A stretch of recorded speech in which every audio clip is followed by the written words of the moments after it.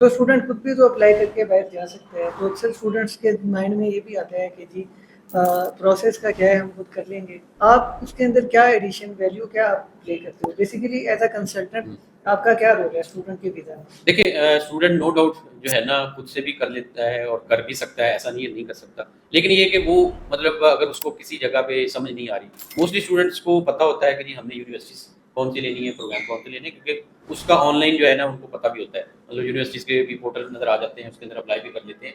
लेकिन जब जाकर आगे वीज़ा का प्रोसेस होता है, उसके अंदर उनको सेकंड ओपिनियन की ज़रूरत होती है।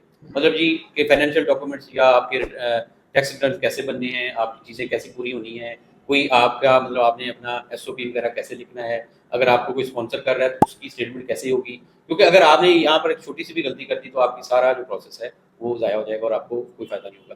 तो यहाँ पर हम जो है ना अल्हम्दुलिल्लाह 12, 13, 14 साल से यही काम कर रहे हैं, तो हमें पता है कि ये क्या-क्या चीज़ें लगनी है।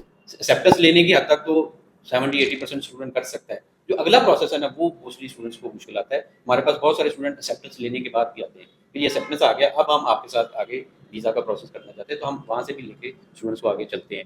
तो ये मैं मतलब ये कि इम्पोर्टेंस होती है नो डाउट, बगैर आप किसी ऐसे बंदे की गाइडेंस के साथ जो है ना करने की कोशिश करेंगे, हो सकता है आपका हो जाए और हो सकता है आपका रिफ्यूजल आ जाए, मतलब ये 50-50% चांस होता है।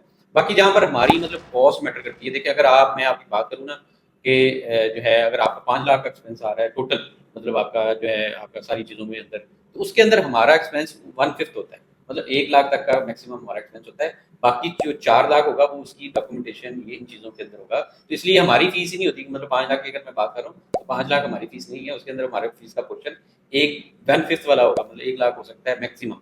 और उसके अंदर भी एडवांस अमाउंट थोड़ी होती है, मतलब 2-3-4 ट्रांज़ैक्शन के अंदर अमाउंट होती है, प्रोसेस जैसे-जैसे साथ-साथ चलता है। बाकी चीज़ें फिर होती हैं, मतलब अटेस्टेशंस हैं, लीगलाइज़ेशन है या कोई वेरिफ़िकेशन है, मोफ़ा है, इस तरह की चीज़ें होती हैं। और मतलब इसके अलावा अकोमोडेशन की बुकिंग है, एम्बेसी की फ़ीस है, ये सारे एक्सपेंसेस मिलाकर जो है ना टोटल 4-5 लाख मिलता है। यूनिवर्सिटी को एडवांस फ़ीस भेजनी पड़ती है।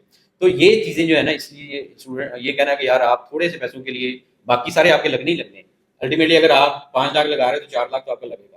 आप 1 लाख तो बचा लोगे, लेकिन उसके अंदर आपके 4 लाख ज़ाया होने का भी लॉस आपको आएगा। 4 लाख प्लस जो 6 महीने का मतलब जो आपने एफर्ट की है 4 लाख प्लस आपकी एफर्ट, वो दोनों चीज़ें आपकी वेस्ट हो सकती हैं। इसलिए किसी को हायर कर लेना जो होता है ना, वो एक मतलब आपके लिए बेनिफिट होता है कि आपको फ़ायदा हो जाता है। आपको एक सेकंड ओपिनियन मिलता है, गाइडेंस मिलती है, लेके चलते हैं प्रोसेस।